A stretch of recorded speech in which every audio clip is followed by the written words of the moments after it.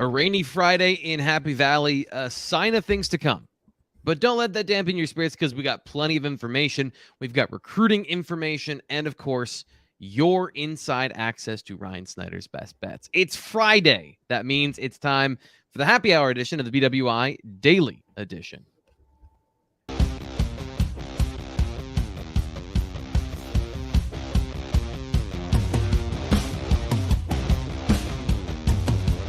Welcome to the last day of the work week, getting you ready for the weekend. I'm Thomas Frank Carr. That is Ryan Snyder. Ryan, good afternoon. How you doing today? Good, man. Just finished putting together this list for the weekend, which we'll get into here in a little bit. Another fun weekend of college football. We'll talk about that with best bets. Everything's going well. So I got a bunch of sick kids at home. I guess that's not fun, but it's that time of the year. Yeah. Everyone's indoors and it's getting colder and everyone's getting colds. So we've got a lot of information to get through and you've got a lot of things you need to get to today. So let's get right to it. An official visit coming up this weekend for a crucial spot in the class of 2023. Tell us what you know about the situation. Yeah, Cameron Wallace, 2023 running back out of Georgia. Cam hasn't. I've been texting with him a little bit over the last couple of days, but still trying to do a formal interview. And we got to the point where, it was Thursday night-ish. I'm not going to bug a kid Thursday night if I got to bug him again after the visit. So I hope to get a little more in-depth information just on him and his season and the overall interest from Penn State after the visit. I know Georgia Tech is a school that he has visited so far. That was his only visit, and that took place about a month ago. I know it was in October. I think it was for their game against Duke, so I think it was right around a month ago. He's really taken off over the last couple months, or really since the end of September, I guess is the best way to put it. I know Washington State offered around that time. I think it was September 21st. And then since then, Georgia Tech, Indiana, Michigan State, Vanderbilt all offered. Penn State then followed up behind those schools. And then a few others have joined the mix as well.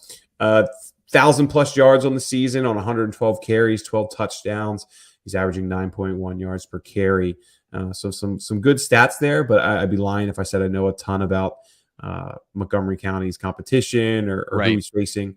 I do know Georgia, but Georgia's always stacked too. I mean, Georgia's not one of those states where you have to be too concerned about that stuff. Just again, it's so deep in that state. So just we'll learn a lot. We'll learn a lot after this visit. We'll learn where Penn State stands with him. We'll learn his thoughts. I mean, the fact that his first official visit is to Penn State says something there. But just kind of, I need to get a better feel for who else he's interested in, where he's going to visit, and where he stands on Penn State's board moving forward. So always the testing numbers and stats and things like that are a huge part for Penn State. Obviously, they'll get the heights and the weights and things like that, but it must mean that they're pretty comfortable with all that stuff if they're inviting him up for an official visit. Is that a fair assessment? For the most part, yes. I would say when you get to this point of the year and the only way you're going to get him on campus is an official, you use it. I mean, most of the time when you're bringing guys for official visits, especially earlier in the year, they're pretty much absolutely a take. Yeah. I think that's going to be the case here, but when you're getting, like I said, we're like a month away from signing day. They still have 20-ish official visits to use. So they can use an official visit on a guy where they're still trying to fact find. Now, I mean, again, from what I've seen, and you look across the landscape, and then you consider Penn State absolutely needs another running back and stuff like that. It points to him, being a guy that they're serious about and probably likely will take. But again, like I said, we're a month out, 20+ official visits remaining. You can use a couple of them at this point for fact-finding missions. So I don't want to push all my chips in there and say, he's going to be a guy Penn State goes all in for. That this visit will determine where he really stands on their board moving forward. Yeah. And as you've mentioned many times before, the coaching carousel is going to heat up pretty soon, and that's going to shuffle the board. And this might be a distant memory in a month, or this might turn into something.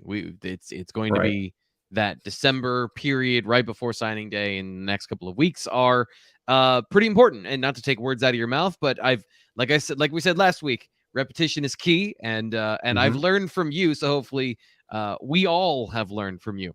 So anything else on that particular situation? Is there anything else you're monitoring with that before we get into the recruiting list for this weekend? Not really with him. Like I said, I mean, just I need to learn more info about him. That it's really he announced Tuesday he's coming. We played phone tag for a couple days, and again, like it's doing an interview with him the day before he visits compared to and knowing I have to do one 3 days out, 3 days from now. It doesn't make sense to bug a kid twice. So we'll learn a lot more in the coming days, and hopefully by the time Sean and I talk on Tuesday, we'll have a much better feel for where he really stands on their board. This is the BWI Daily Edition. I'm your host, Thomas Frank Carr. If you're listening to this on our podcast version, please subscribe. And if you're listening on Apple Podcasts, where like 90% of people listen, make sure you leave a review. 5-star review is always helpful if we've earned that. And Ryan is putting in the work today. We're going to get to the best bets. We've got all that great information for you. And he's on a bit of a hot streak. So 5 stars for 5 wins. I think that's pretty worth it. Also, if you're watching here on YouTube, make sure you like the video. And if you haven't yet, and you've been here a couple times and you watch the video, listen, I get it. I, for the longest time, was very selective with my subscriptions on YouTube. Don't worry about it. Don't think hit subscribe. And then you're helping us out. You're growing the channel. You are the fuel to the rocket ship that is the BWI Daily Edition and our YouTube and podcast stuff. Ryan, we debuted a new podcast, so we're now doing 6 a week. I saw recruiting podcast or with the Hoops podcast. I learned something the other day too, or I learned how excited Nate is for basketball, basically, which I already know that. Like I think Nate likes basketball sometimes more than he likes football. But yeah, I enjoyed listening to it the other day. It was good.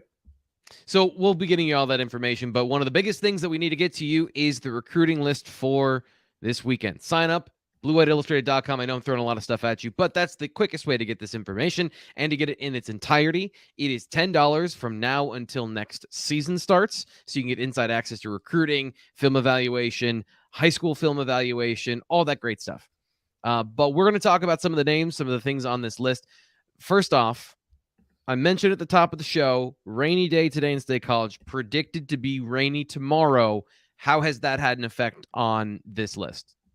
Yeah, so I'm not sure what tomorrow will entail. I mean, it's supposed to rain in the morning, but I think it's going to clear up for the game. But the main issue, though, is a lot of the playoff games are getting pushed to Saturday. So, we've already seen a couple guys, who were expected kind of have to cancel now and will be, just not able to visit. Maybe a couple of them said they'll try and come to Michigan State. But the big thing, though, with this list, and this is how they've done it in a lot in recent years, is the penultimate game, that the second to last home game is usually a very heavy list when it comes to potential walk-ons. They've spent the last handful of months scouting regional guys who would fit well from a PWO perspective, and we're going to see probably 24 or so players this weekend that they're going to target hard for as a preferred walk-on. So that makes up the majority of the list this week.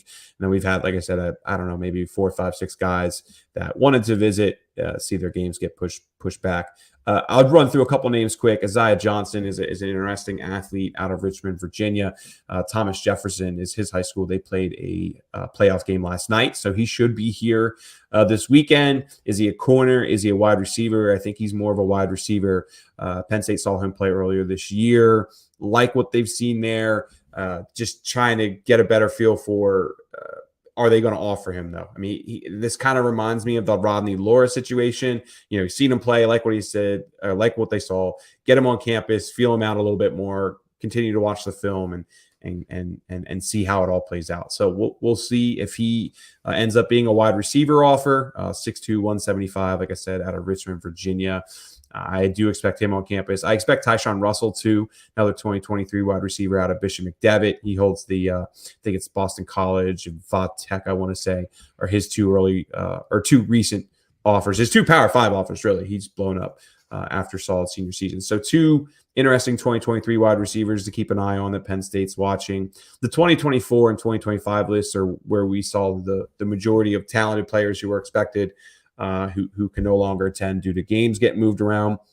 I do expect Darien Mayo to be here this weekend. Good counsel. Good-looking prospect, 3-star player at the moment. Did not know I was talking to some people this week, did not know that Darien was originally from York, PA. He moved to Maryland just 2 years ago, so there are some PA ties there. Really good-looking prospect physically. I mean, he's a true 6'6", a true 240. I love that he's labeled as a linebacker. So he's labeled as a linebacker. I turn on the tape. I'm like, that's not a linebacker. That's not a linebacker at all. Where's he lives as linebacker at? I thought I saw him. We have an edge. Linebacker. Oh, okay. We have an edge at on 3. I didn't know if that was another site that had him at that. But I mean, but even as edge, I don't think that's right. I mean, he's going to be an interior player. He's already 6'6", 240. I mean, I just feel like that should get changed to interior. But we'll talk about that with Charles and the guys down the road. But he's already got a handful of quality offers. I think it's right around. I think it's a little over a dozen now. Vatech, Maryland, West Virginia, USC is a good one. Auburn, although they got a new coaching staff, so I don't know how legit that offer is. Michigan, Ole Miss, Pitt, a couple others. So quality prospect there. I mean, Mayo is probably the top prospect coming to campus this weekend. Although I really like another 2024 player in Travion Dunbar from Aiken, South Carolina. He doesn't hold as deep of an offer list as Mayo does. Does have Michigan State, Arkansas, Ole Miss, Vatech, Penn State has offered as well. Number right now is 5'10", 190 size-wise. We'll get a better feel after this visit for where he truly shakes out on that list. But, there's a couple 2025 guys as well. Brandon Caesar's a good defensive tackle out of Cleveland Heights, and a few others who have Power 5 offers, no Penn State offer yet. So just kind of have to see who all makes it. I am watching for maybe a few guys from DeMatha to make it up. Penn State's always trying to get those powerhouse Maryland programs to attend the Penn State Maryland game. Of course, they wouldn't be surprised if James tries to run up the score in this game, but we'll talk about that in a little bit. So let's see if they make it. I mean, I talked to some people. What was it? Yeah, Thursday afternoon. They said they were still trying to work out a ride. So I'm not sure if that game. I think they had a game. I think they have one of their playoff games tonight. I'm not sure. Is it? I'm trying to think of who they play tonight. I can't remember now. But is that game getting pushed back? I don't have that information, at the moment either. So just trying to get a better feel for who actually is going to make it. Some of these games are going to get moved around still by the time people are watching this. So we'll see. But it's not much of a big list this weekend. We'll see. I would expect the Michigan State list to be pretty heavy from a walk-on perspective as well. The Michigan State list could be where you get maybe a late official visit or two once seasons end. But just kind of still in that wait and see mode. It's been quiet, and this weekend's gonna be pretty quiet as well, outside of Cameron Wallace. So let's see. You keep anticipating my interesting follow-up question that I don't have on the rundown. How does this work? Because you mentioned the second to last home game is heavy on walk-ons. Does that mean they're going to push for guys to show up for that game that's usually right around Thanksgiving? Some of the prospects, some of the official visits they want, or is that kind of another one of those last game of the season, what you just said of maybe some walk-ons and guys that they want to see? I mean, official visits if there's only a couple of scholarships left, so that's the most important thing to note. But I would assume that most of the official visits will be in December, but we'll keep an eye on, maybe a guy or two next week. But I think these last two games are going out from a recruiting perspective pretty quiet. I mean, Michigan State hasn't had a great season. I know they're expecting to host another big group of potential walk-ons for Michigan State, and the thing that's hard to say is over the next 2 weeks, a lot of kids will get knocked out of the playoffs, and that'll change. And somebody will want to fit in a visit somewhere. So right now, I don't expect a whole lot from Michigan State, but there could be a handful of guys who get knocked out, and that list goes from 3 or 4, 5 quality scholarship guys to closer to 10. So just tough to say at the moment, and we'll know a little bit. We'll know around Thanksgiving. Any last recruiting thoughts before you get to brag? Let's see. Had a good talk with Ryan Wingo this past week from St. Louis, wide receiver, 2024 guy who was up for the Minnesota whiteout. I think I didn't realize how well Stubbs has done with that relationship. I mean, Wingo is a top 5 wide receiver in the country, so he is absolutely going to be somebody that Penn State pushes really hard for. At the same time, he has offers from everybody. He's visited just about everywhere.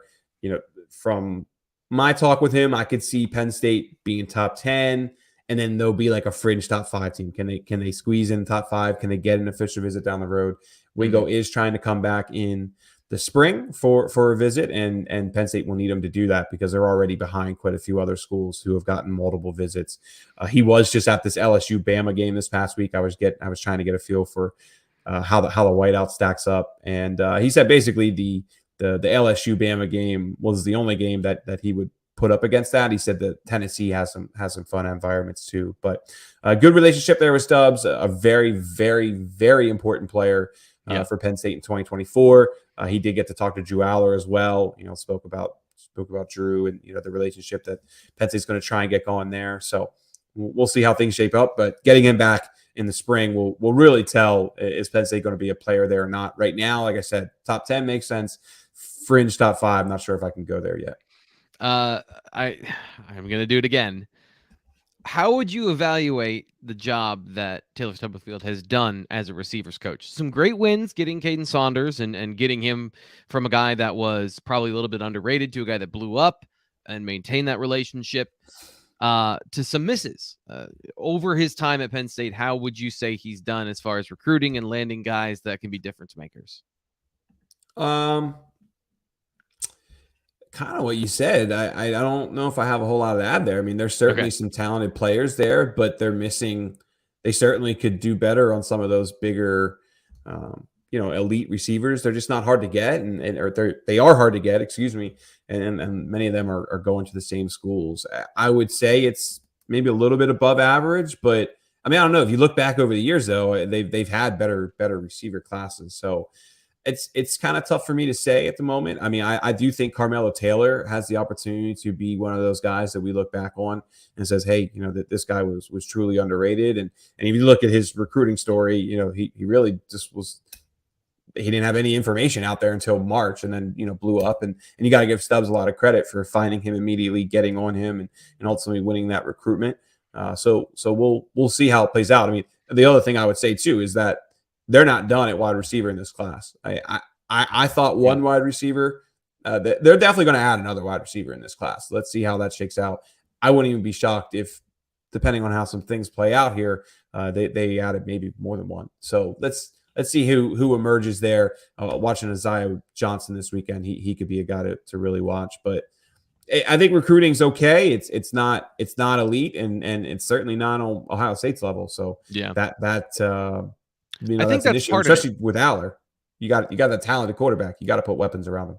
Yeah, and I think that is part of the conversation because Ohio State is so close, and maybe this is kind of skewing the view, but it does seem like receiver talent is condensing in only a few spots. Like whether it's the quarterback, whether it's the school, whatever it may be, it does seem like receivers, even when there's one or two high 4-stars, you get 3 or 4 in certain places, and that kind of casts a shadow. But whether or not that's fair, that's kind of the question. That's the conversation around the schools that don't have that right now.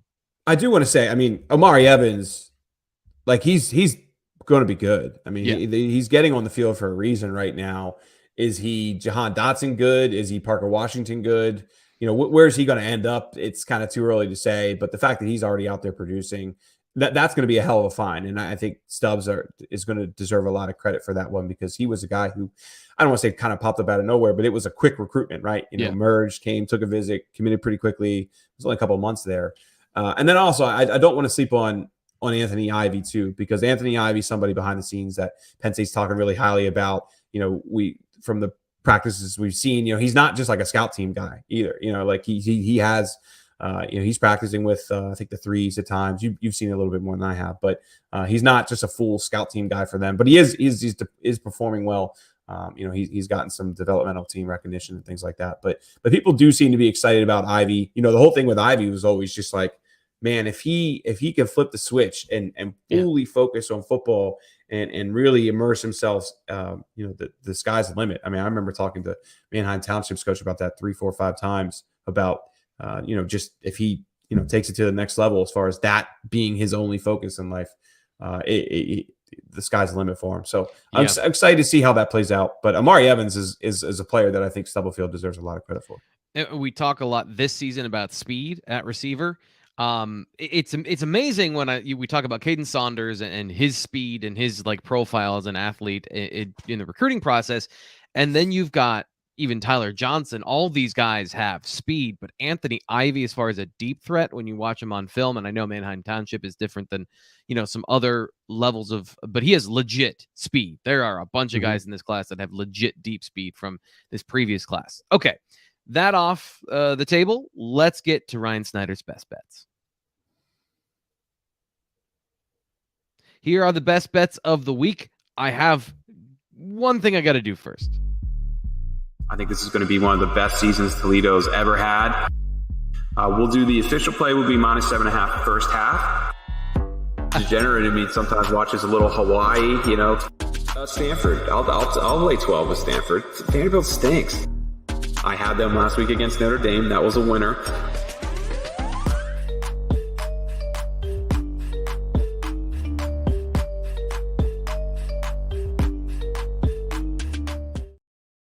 My guy, let's put this up here. 5-0 last week. How about it? Come on, give it to me. Much needed. That's our first undefeated week on the year. So, yeah, as you have there, 22-18-1. So we're back in the green, which is nice. We are 63-47 all time. And yeah, man, this is what we did last year. Got hot in November, so hoping we can finish it strong. Just in time for Christmas shopping. Right, yeah, and just in time to build that bankroll, only to give it all back for bowl games when no one plays in the bowl games. So that's what we did too. I remember last year we were to talk about maybe we should do like just a podcast just on bowl games, and we pick them, and we were trying to pick them like 2-3 weeks out, and we maybe looking back we should have did it, but I didn't want to screw up my record because I just knew I would totally screw it up if I'm trying to pick a bowl game where I know half the players aren't playing, and then there's going to be some surprises because subterfuge and all that stuff. Right. So let's get to it. Let's get back to the list this week. These are this week's best bets. North Carolina at Wake Forest, Kansas at Texas Tech, Kansas again. Here we go. TCU, Texas, and Maryland, Penn State. Let's start North Carolina at Wake Forest. What are we talking about here? Yeah, so I'm torn on this one. I mean, the from the entertainment factor, I want to take an over. These two teams combined for 112 points last year and 113 points the year before, and the over 77, which is it's a massive number, but man, they've covered it so easy in the last 2 years. But I think what I'm going to do is a third team's worth of points in there too, over 77. Right. So I think I'm going to go Wake Forest though, -3.5. A couple things that stand out to me. The last 2 weeks, Wake Forest, 11 turnovers against NC State and Louisville. They really shot themselves in the foot in those two games. And I think this is kind of going to be a get-right spot for them at home this week. Look, UNC has done some good things over the last 5-6 games since they lost to North Carolina, but they can't keep getting away with this defense. It's the worst defense in Power 5, ranks 117th in the nation. And the teams they've been facing since that Notre Dame game, Virginia Tech, we know they're not any good on offense. Miami, actually, Duke's a little bit better than I think people give them credit for. And then Pitt and Virginia. I mean, four of those 5 teams are ranked near the bottom of the ACC in offense, and they're still, that defense is still allowing just a ton of points over recent weeks. So I think this is the week that Wake Forest really kind of exposes that North Carolina defense. They've been exposed, don't get me wrong, but really kind of takes it to another level. The issue is just Drake May in the backdoor cover, which is why I've been going back and forth on this one. I am going to go with the -3.5, but I am definitely scared of Wake Forest getting up 10. And then, Drake May leads them down the field in 65 seconds and they get a backdoor coverage for it. So that 3.5 scares me. I was hoping to really get a 3. It is going up to 4 now. So I got it in the last 3.5 that I could. But I'll take Wake Forest in this one. They still have the opportunity for an 8-9 win season. I think North Carolina can lose this and still make the ACC championship, which I think is another point. They can have a slip up and still be okay. And then not only that, people are starting to talk about, North Carolina as like a dark horse college football playoff team. I heard that this week. Like, get out of here with that. That's not happening. North Carolina's, I just can't see North Carolina winning out this season. Yeah. Maybe that NC State game at the end of the year trips them up, but I think this will be the one that trips them up. Give me Wake Forest -3.5.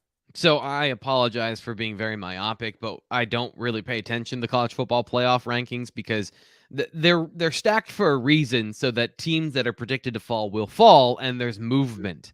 So Tennessee being number one, not a shocker. I believe the one thing I did hear, though, was that balance is important to this college football playoff committee, of not just as many points as possible. And, a dark horse team that doesn't play defense doesn't sound like something, does it? Right? I mean, that's kind of a dead giveaway. Right. No, the committee has talked about that. I just listen to every college football podcast in the world, outside of our own, of course. But just through listening through a couple of some of the national ones this week, there were people like, don't sleep on North Carolina, and I don't see that at all. I think Drake May is awesome. 12 teams before you get something else with Clemson and something totally else agree. like that. I'm still on the UCLA bandwagon. I've been on the UCLA bandwagon since last year, but yeah, I don't see it happening. But there's just been people talking about if they run the table and a 1-loss team and all that stuff. But it ain't gonna matter. Wake Forest is winning this game. And one other thing too is just look at the spread in this game. Like, Vegas is telling you something, man. Like, I think that I know obviously the public has already been betting North Carolina pretty heavy. I don't have the updated numbers, but I know it was over 60% as of Wednesday night, I believe it was. So I just think the spread's telling you something here. Take Wake Forest here. Yeah. But if you want 77 is a massive number, but yeah, they crushed it the last couple of years. So I don't play the under. The one thing I can definitely say is I wouldn't play the under. Yeah. You'd have to pay me to play the under, and I still probably wouldn't do it. So yeah. Yeah. One last thing, and we're spending too much time on Wake Forest and North Carolina here, but it is interesting having watched that North Carolina offense. If you've never seen it before, it's the read option. But if you thought Penn State's was too slow, Wake Forest is crazy, and it causes some problems for defenses. If your defense isn't good to begin with, this is a game for points. Kansas at Texas Tech. Kansas plus 3.5 on the road. So basically, home field advantage for the Red Raiders. What are you looking at here? Yeah, give me the Red Raiders. Kansas got their they got their bowl berth. They got their 6th win last week. Fans stormed the field. Everybody went crazy. This is the perfect letdown spot after that. And then when you just look at Texas Tech's schedule, it's really simple here. They have to win this game if they want to make a bowl game. This is their absolute most winnable game they have left. They're at, I believe, 4 wins. They need 2 more. And, Joey McGuire's a new head coach at Texas Tech. He's going to want that bowl berth for his first year. He's going to want those extra practices, everything that comes with it. Texas Tech has struggled on the road. They're back at home this week. They've beaten Texas at home. They've beaten Houston at home. They destroyed West Virginia at home. I know Texas Tech can put up the points. Kansas will get their points too, but this is another one where I just think the spread's trying to tell you something here. I'm not too scared about the hook. I don't love the hook. I wish I could get it at 3, but this is another one that's already climbing a 4, and I think I even saw on a 4.5 earlier. So I got 3.5 in. I like Texas Tech, given that at home this week, and I just think Kansas. They had their big moment last week, and I can see Kansas losing out honestly from here on out. Let's get through this next one quickly because I do want to spend a little more time with our game of the week. It's TCU versus Texas. Texas at home, and TCU getting 7 points on the road. What do you think here? So let's be real. This is the game of the week, not Penn State, Maryland. Let's clarify that. Yeah. I mean, this is a really interesting game to me. This is Tennessee, Georgia last week. This is the exact script that you saw last week. The public is pounding TCU +7. Oh, it's so many points. I did see this updated number last night. I think it was like 73% of the money is on TCU. Absolutely, give me Texas in this situation. A couple things with TCU. One, five of the games they've played were against backup quarterbacks. Gabriel got hurt in the Oklahoma game. Daniels got hurt in the Kansas game. Spencer Sanders played injured in the second half. Oklahoma State. I think Kansas State was playing their 3rd string, and then Texas Tech, I think, was the other one in there. So, I mean, they've played a lot of crappy quarterbacks, and that's had a big impact here. And yet, even playing those crappy quarterbacks, their passing defense is still terrible, ranked 94th in the country. Their rushing defense is also pretty poor. I think they're like 70th or something like that. Now they got to go against Bijan Robinson. TCU is not going to the playoff this year. I've been betting. If you've been watching, I've been betting TCU a lot. I've enjoyed betting TCU. Oh, TCU's best wide receiver, by the way, is like 50-50, if that. I just think a lot of things are in Texas's favor in this one. And you saw this play out last week with Georgia, Tennessee. Give me Texas. All right. So you're going Wake Forest. and then Texas Tech and All Tech. favorites. Yep. All favorites. Yeah, all favorites this week. So Wake Forest -3.5, Texas Tech -3.5, Texas -7. Yeah, I think we can get it done. All right, put this up here one last time so we can look at this. 10.5 points. Maryland on the road versus Penn State. Maryland getting 10.5 points. Do you want to give your prediction after we talk about it, or do you want to give what you think in this game? I want your thoughts. Go ahead. Okay, so, well, a lot of what I think we talked about yesterday on the podcast when I was filling in for Sean, the one thing that I talked about a lot was screens, right? And kind of breaking down Penn State's screen defense and how they attack and the style of attacking nature and how it works versus a team that likes to throw traditional screens. But I went back and I looked at the numbers today, and Penn State is one of the best screen defense teams in the Big Ten. For as much as they play on the line, like they're kind of just out there on the edge, they've only given about 100 yards on screens this year. I would think, based on what I've seen previously, but again, going back and like you think a thing and then you want to make sure that you're not just keying on something that isn't true. Not really. Penn State, this is strength on strength. Penn State has been good at defending screens so far this season, and no one's really burned them in these situations. Now, linebackers have struggled covering running backs out of the backfield. That's for sure a thing. But in terms of actual screens, that hasn't been as much of an issue as I thought it would be. But anytime you're playing Taulia Tagovailoa, it's such a wild card. That to me, that's the biggest question in this game is, does he play well?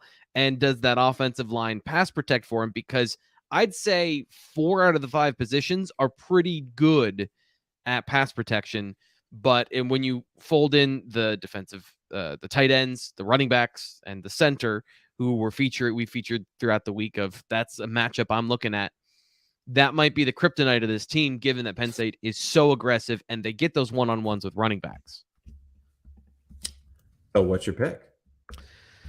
I mean, can they cover 10.5? Yes, I think they can cover 10.5. It's that on the flip side, I feel like this defense doesn't have an identity in my head.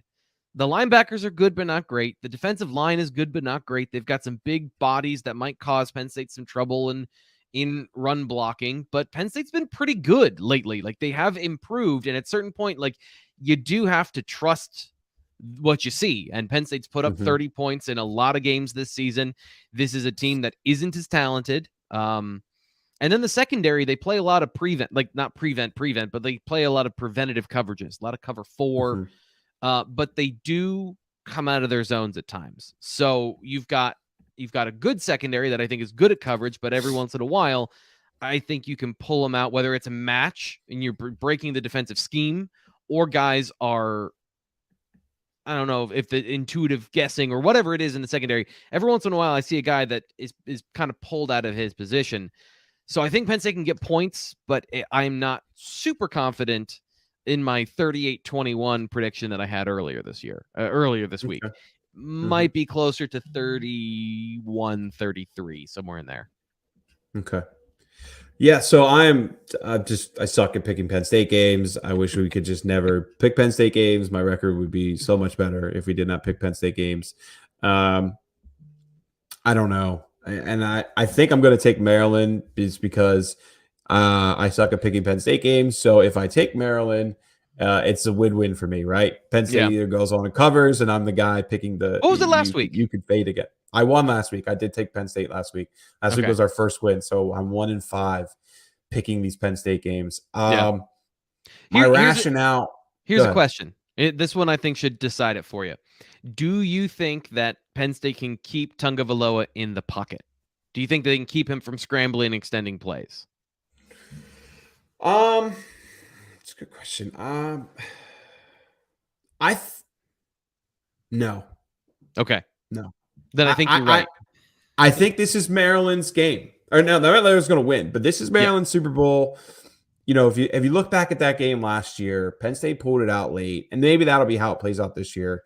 I just think Maryland, every year, I think Maryland wants this a little bit more, and Penn State's talent and all those things kind of cover up for it. But I don't know. There's something telling me that this game's going to be a little bit closer than what I think many expect. So I'm terrible picking Penn State games. Yeah. I'm going to say Maryland covers the 10.5 this week. Penn State wins by 8, maybe. I can see, I don't know, 31, 24-ish, something like that. But I don't know. There's just for the longest time, all throughout the season, I've been saying Maryland is the game, is their potential Illinois game or something like that. And then, what I've seen from Maryland in recent weeks tells me Maryland's not on that level now. I mean, earlier in the year, I really liked Maryland, and they have faded in recent weeks. But I've also just been saying this all year. So I'm like, I don't know. Like I feel like I'm going against kind of what I've had in my head all year. I expect Penn State to win. Don't get me wrong. They absolutely need to get to 10 wins this year. It would mean a lot, and I expect them to do that. But just something tells me that this game might be a one-score game late in the fourth quarter. Yeah. And Talia Tagovailoa will throw the ball to the other team, but he can rip your heart out. And that's the wild card I don't know, because late in that game... Kind of like Sean Clifford. Yes. You look at them statistically, and both are first and second in the Big Ten in terms of passing yards under pressure. They both have 5 touchdowns under pressure. So both operate the same way. Tagovailoa is better, though. Like, he is better at scrambling, keeping his eyes down the field and making those big plays. But this is the second best quarterback they've faced this year. Apologize to cut you off. Yeah. No, but that's exactly why it's a wild card game. But Tig Brown last year, you bring up the game last year, and I had a flash of him intercepting a pass from the free safety position, kind of as a free player, reading the coverage and then taking it for a touchdown. So I think Tagovailoa is a little bit better than that this year, but that is still a possibility. And last week, the pressure got to him. I think the injury is a part of that in terms of his decision-making and his mental processing. I don't feel it was as sharp, even if he was moving around and scrambling and all those things. So Penn State's going to get pressure. I think that's going to happen in this game.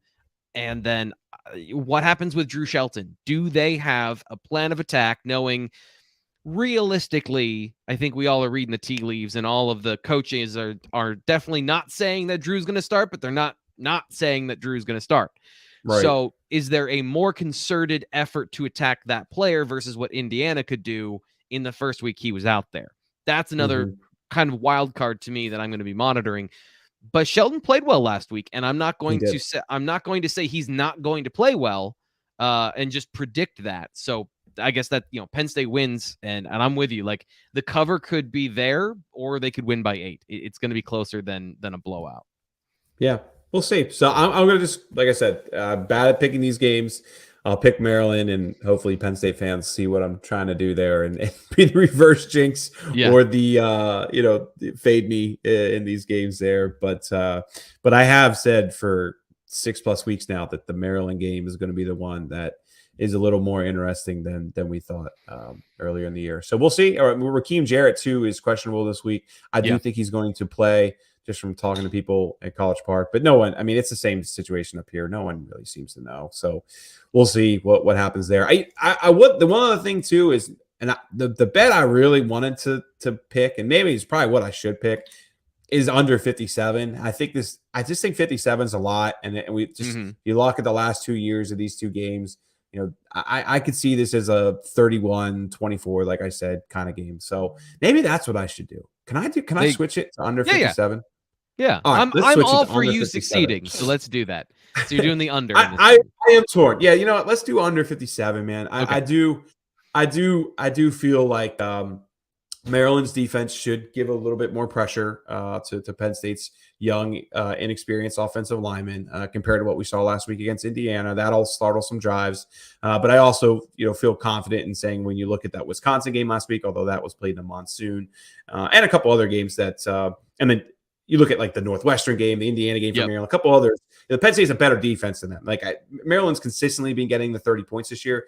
I don't see that happening in this game. I see them staying in the low 20s, high teens, something like that. Penn State can get, I don't know, maybe to 28-ish, something like that. Maybe they get to 31. I don't see them getting much beyond 31. So 50 under 57. That's I feel more confident in that bet. So thank you for letting me change it.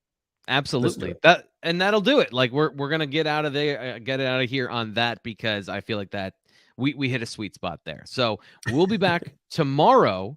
I believe I'm 99% sure Tom Hannafin will be back for the BWI Live postgame show. So subscribe to Blue White Illustrated on YouTube. Hit the notification button so you can join the show when we go live immediately following the game. And we'll break down all the stuff.